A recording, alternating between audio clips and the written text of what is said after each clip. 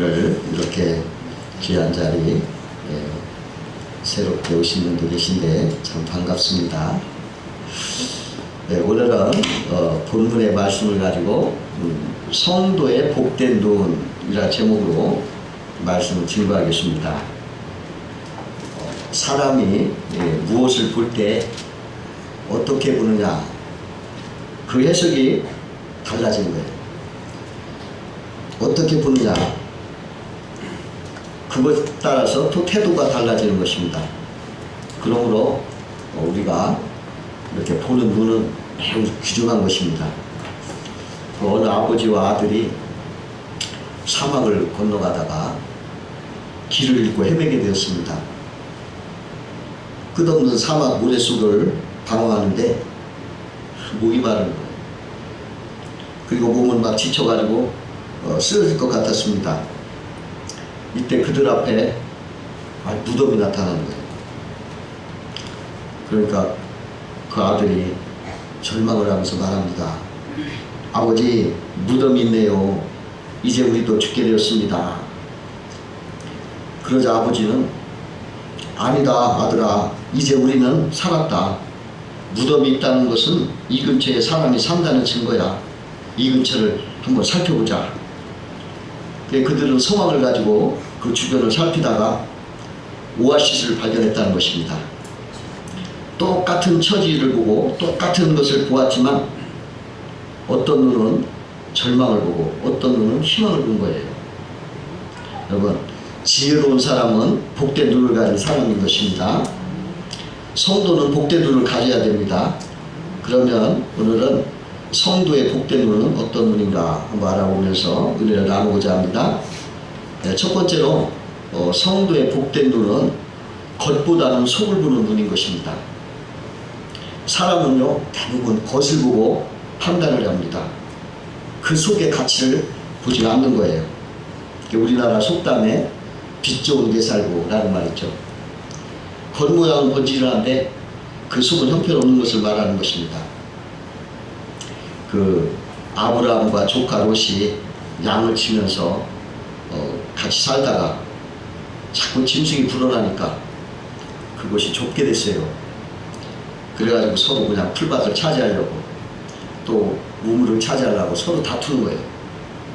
그 종들이 자꾸 다투니까 아브라함이 조카에게 말을 합니다. 야, 너나 나나 한 그룹인데 우리가 만날 싸울 필요가 뭐 있느냐. 너 좋은 것 있으면 먼저 떠나가라. 네가 좌하면 나는 우하고 네가 우하면 내가 좌하겠다. 그러니까 롯이 깊이 생각하지도 않고 그 눈에 보이는 요단들을 보는 거예요. 풀도 많고 물이 넉넉하거든. 그러니까 그 겉모양을 보고 야, 내가 저쪽 가서 양을 치면 큰 부자가 되겠다. 그렇게 생각하고 그쪽으로 훌쩍 떠났어요. 근데 그곳에요, 죄악이 관영한 곳이야. 또 그곳에 그냥 전쟁이 일어나서 그래가지고 롯은 부자가 되기는커녕 전쟁의 포로가 되고 재산 다 잃어버리는 거예요. 겉만 보고 속을 볼지 못해서 그랬던 것입니다. 만약에 아브라함이 와서 구해주지 않았더라면 목숨까지도 위험했을 뻔했어요.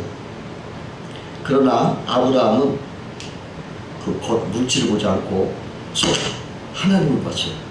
그래가지고 하나님을 선택해서 살았으므로 비록 그 자리가 환경을 주지 않았지만 큰 거부가 되고 위대한 인물이 되었다는 것입니다.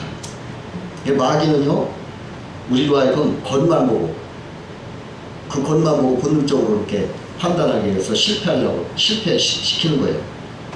그 아담에게도 그 선악과 겉만 보니까 보암직도 하고 먹음직도 하고 지혜롭게 그걸 홀랑 따먹었은 거예요.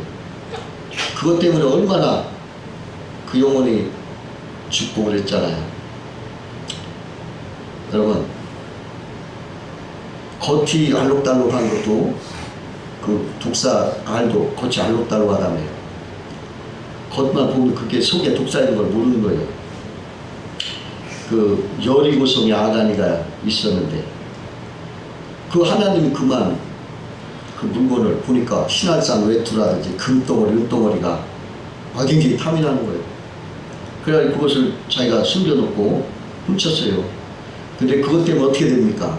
이스라엘 백성이 전쟁에 패하고 자기와 가족이 다 죽게 되고 불태움을 당한 걸 볼 수가 있습니다. 여러분, 우리 성도는요, 번쩍거리는 죄악된 세상을 보지 말고 더 중요한 그 생명의 신앙을 보아야 되는 것입니다.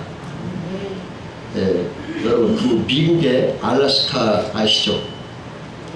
그것이 1867년에 미국이요, 그 러시아한테 산 거예요. 그 땅이 얼마나 큰 땅이냐면 우리 남한 북한 합한 거 7배예요. 어마어마한 큰 땅인데 그때 돈 얼마 주고 샀냐면요, 720만 달러 주고 샀거든요. 오늘날 서울 뭐 명동 한 100평 값이에요. 그냥 거저 산 거예요. 근데 그때 그 미국에서 어떤 일이 있었냐면, 야, 그 저기 얼음만 있고 눈만 쌓인 그곳을 못하러 그렇게 돈을 주고 사냐. 그때 그 국무장관에게서 막 혼낸 거예요. 왜 그걸 샀냐고. 그랬는데 알고 보니까 그 땅이 말이죠, 거기에 황금이 나온 거예요. 그리고 거기에 석유가 나온 거예요. 또 살림이나 어족자원만 굉장히 많은 거예요. 보물덩어리였던 거예요. 겉보기에는 얼음 상태에서 별거 아니었지만 속에는 그렇게 보석덩어리였던 것입니다. 여러분, 우리 성도들은 이렇게 겉보다는 속을 볼 줄 아는 그런 사람이 되어야 되겠습니다. 두 번째로 성도의 복된 눈은 긍정적인 눈인 것입니다. 여러분, 이 성도는 항상 긍정적으로 보여야 돼요. 어두운 면보다는 밝은 면을 보여야 됩니다. 할 수 없다 하는 비관적인 눈보다는 할 수 있다 하는 긍정적인 눈을 보여야 됩니다. 어느 구두회사에서 그 2명의 세일즈맨을 아프리카에 파견했어요. 거기서 한번 시장조사를 해보라. 그 두 세일즈맨이 그 시장조사를 하러 아프리카 가가지고 시장조사를 마침에 보고서를 보냈습니다. 한 사람은 어떻게 보내냐면, 아프리카에 와보니 아무도 신발을 신지 않고 구두라는 게 뭔가도 모른다. 그래서 여기에 와서 물건을, 구두를 팔 수 없으니 사업을 접어야 한다. 이런 보고서를 보냈어요. 근데 다른 세일즈맨은요, 아프리카에 와보니 아무도 구두를 신지 않고 있으니까 구두를 팔면 대박이 날 것이다. 그렇게 말한 거예요. 구두회사가 누구를 선택하겠어요? 긍정적인 보고를 한 세일즈맨을 선택해서 아프리카 지사장을 보냈던 것입니다. 그 노벨 평화상 탄 마더 테레사 수녀가 있는데, 그녀가 운영하는 복지관이 있었어요.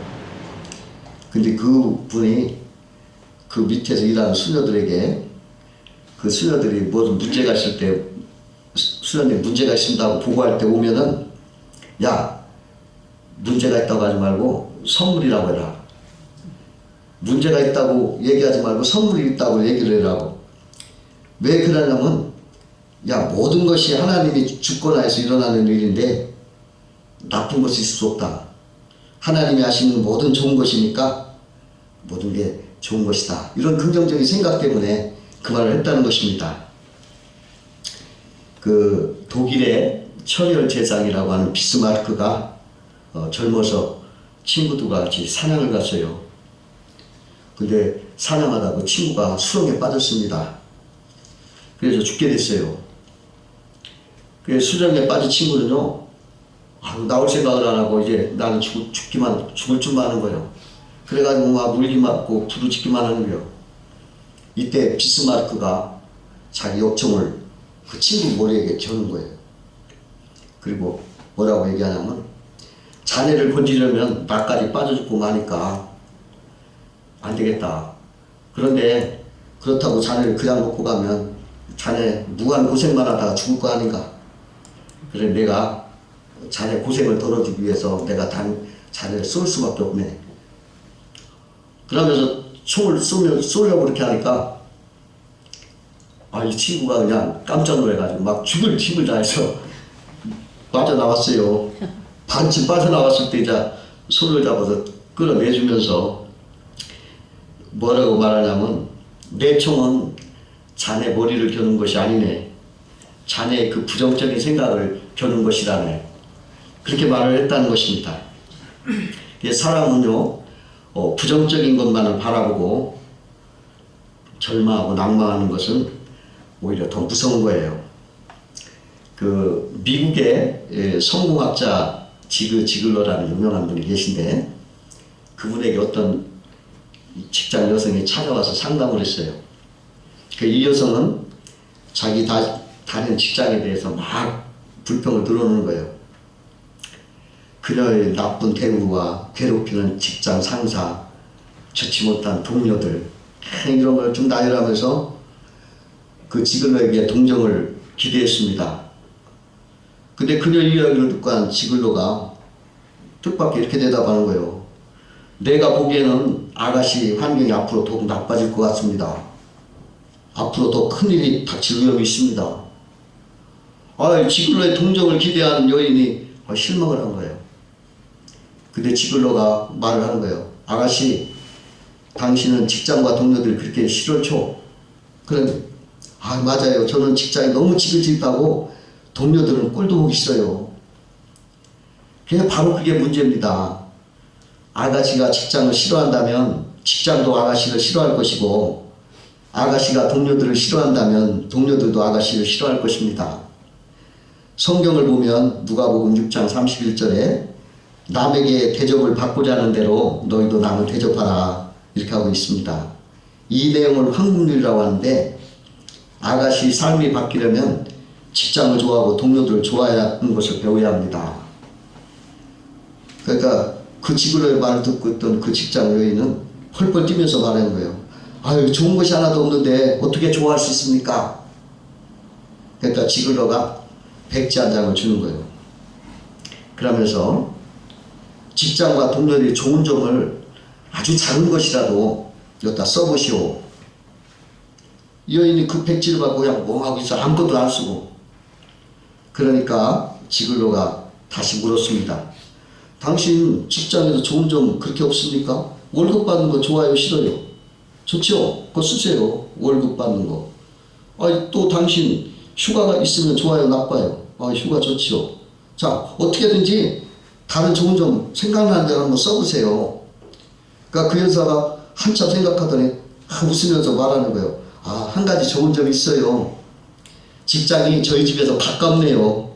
그래서 출퇴하기가 편해요. 쓰세요. 그렇게 쓰다 보니까 자꾸 좋은 점이 생각이 나서 썼는데 몇 가지를 썼냐면 20가지가 넘어요. 그러니까 그 지글러가 그 쪽지를 받아두고, 직장에 좋은 점이 이렇게 많은데도 마음에 안 드십니까? 그제서야 그 여자가 얼굴이 풀어지더라는 거예요. 그때 지글러가 충고를 했습니다. 우리가 주변의 환경과 사람들을 어떻게 보느냐에 따라서 좋아 보기도 하고 나쁘게도 보기도 합니다. 그러니까 항상 긍정적인 눈으로 바라보시기 바랍니다. 그렇게 말을 하더라는 거예요. 여러분, 그래야 되겠지 않겠어요? 네. 그 종교 개혁가 루터 이야기인데요. 그 독일에서는 그 고학생들 중에 노래를 잘하는 학생들은 남의 집 앞에서 노래를 불러준대요. 그러면은 이제 돈을 준답니다. 그 집에서 그 공부하라고. 어느 날 루터도 부잣집 앞에 가서 그 창문 앞에서 큰 소리로 노래를 불렀어요. 그런데 노래를 부르는데 그냥 체격이 막 크고 무섭게 생긴 사나이가 창문을 활짝 열고 뛰어나오는 거예요. 그러니까 루터가 저 험상궂은 사나이가 주먹질이라면 어떡하나 막 도망을 갔어요. 그런데 이 사나이가 계속 쫓아오는 거예요. 결국은 잡혔어요. 공포에 벌벌 떨고 있는 루터에게 그 사람이 주먹 안에 돈뭉치를 주더라는 거예요. 장학금을 주려는 따뜻한 그러한 마음의 자성가였던 거예요. 루터가 그때를 회개하면서 이렇게 말했어요. 두려움의 눈으로 세상을 보면 세상 만사가 모두 걱정과 염려로 가득 차 있고, 긍정의 눈으로 세상을 보면 세상이 감사하고 좋게 보이며 하나님의 손길이 보인다. 아멘. 그런 말을 했어요. 긍정적인 눈이 복된 눈인 것입니다. 여러분 긍정적인 눈을 가지시기 바랍니다. 세 번째로 성도의 복된 눈은 믿음의 눈입니다. 어떤 방구가 갱도 수백 길 갱도를 들어갔어요. 근데 갑자기 헬멧에 붙어있는 전등이 꺼졌어요. 깜깜해 아무것도 안 보이는 거예요. 아 이거 큰일 났다. 이거 밖으로 나갈 수도 없고 어떡하지? 근데 지혜가 생각이 나는 거예요. 어떻게 했냐면 자기 신발을 한 짝 벗고서 그걸 듣고 석탄 실어나를 기차 레일 있잖아요. 그것을 레일 위에다 자기 발을 얹어놓고 그 레일을 따라서 엉금엉금 밖으로 나와버려요. 우리 믿음도 그거 같아요. 하나님의 변치 않고 진리이신 그 말씀의 레일을 따라서 우리는 그 믿음을 가지고 그 말씀이 우리 눈에 보이지 않고 들리지 않고 만져지지 않지만 여러분 손에 잡은 것처럼 내가 붙잡은 것처럼 확신하는 게 믿음이에요. 아멘. 하나님의 말씀은 보이지 않지만 내가 그것을 확신하고 있는 거예요. 눈에 보이지 않지만 내가 가지고 있다고 눈에 보이지 않고 만져 있는 것처럼 이렇게 하는 게 그 믿음이에요. 이러한 믿음을 눈으로 보면 그것이 복된 눈인 것입니다. 그 어떤 외판 사원이 자기 물건을 돌아다니면서 집을 방문할 때마다 어떤 생각을 하면 아우 이거 못 팔면 어떡하지? 이거 하나도 안 팔릴 거야. 맨날 이런 생각이 나오는 거예요. 맨날 주점이 걸려서 어디 가도 팔리지 못하는 거예요. 아직 실적이 하나도 없어. 그러니까 그 사람이 야 이거 안 되겠다. 내 힘으로는 도저히 이 생각을 이길 수가 없으니까 말씀을 카드를 만들자. 그래가지고 그 카드를 말씀 카드를 만들어 가지고 그걸 갖고 다니면서 암기하면서 그 마음의 그 부정적인 생각을 내쫓으려고 그랬던 거예요. 그래서 그 카드에는 이런 말을 썼어요. 너희가 만일 믿음이 한 겨자씨만큼만 있어도 이 산을 병하여 여기서 저기로 옮기라 해도 옮길 것이요. 마태복음 17장 20절. 또 만일 하나님 우리를 하시면 누가 우리를 대적하리요. 로마서 8장 31절. 이사야서 두려워 말라 내가 너와 함께함이라. 신명기서 네가 나가도 복을 받고 들어와도 복을 받고 네가 만지는 떡반죽 그리도 복을 받을 것이다. 이런 말씀 막 듣고서 그걸 맨날 보고 외우는 거예요. 그러니까 뭐가 붙어요? 그 말씀이 막 자기를 격려하니까 두려움이 몰아나고 판매 실적이 어떻게 됐을까요?